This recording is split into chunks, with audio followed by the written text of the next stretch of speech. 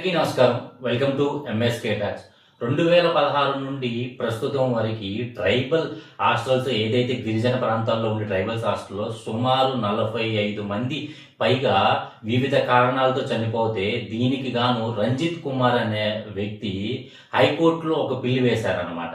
ఎందుకు వేశారంటే అసలు ఈ 45 మంది చనిపోవడానికి గల కారణాలు ఎందుకు, ఏ విధంగా చనిపోయారు, దీని వెనక ఏం జరుగుతుంది, లేదంటే ఈ మరణాలు ఇంకా ఉన్నాయా అనేది తెలుసుకోవటం కోసం హైకోర్టులో బిల్లు వేశారనమాట. దీనికి గాను హైకోర్టులో వాళ్ళు ఇచ్చిన సమాధానం ఏంటంటే వివిధ రకాల అనారోగ్యాలు, అక్కడ ఉన్న పరిశుభ్రత లేదు అనుకుంటే అక్కడ మెడికల్ చెకప్స్ అనేవి ప్రాపర్ గా లేకపోవటం వలన అనేది వాళ్ళు నివేదికను అందించారు. దీనికి ఆంధ్రప్రదేశ్ ప్రభుత్వం కూడా మేము రెగ్యులర్ గా ఈ చెకప్స్ అనేది గిరిజన వెల్ఫేర్ హాస్టల్స్ లో క్రమం తప్పకుండా 15 రోజులకు ఒకసారి, 40 రోజులకు ఒకసారి అనేది మేము చేపిస్తామని, అలాగే వారికి ఏదైతే అక్కడ పరిసరాల పరిశుభ్రత పైన అవగాహన కల్పిస్తామనేది అని, లేదంటే ఇలాంటివి జరిగిందేదో జరిగిపోయింది అనేది ఇక భవిష్యత్తులో మనం దీన్ని తీసుకురాం.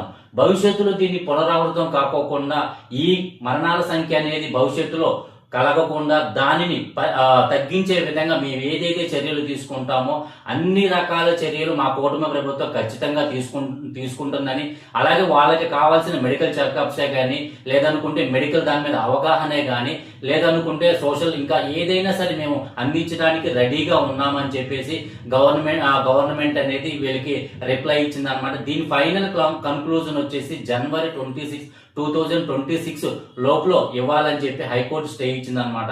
ప్రస్తుతం కాకపోతే జరిగింది ఎలా తీసుకురాలేము, భవిష్యత్తులో ఇలాంటివి గిరిజన హాస్టల్స్ లో జరగకుండా గవర్నమెంట్ తగిన జాగ్రత్తలు తీసుకోవాలని మనస్ఫూర్తిగా కోరుకుంటూ జై భారత్, జై హింద్.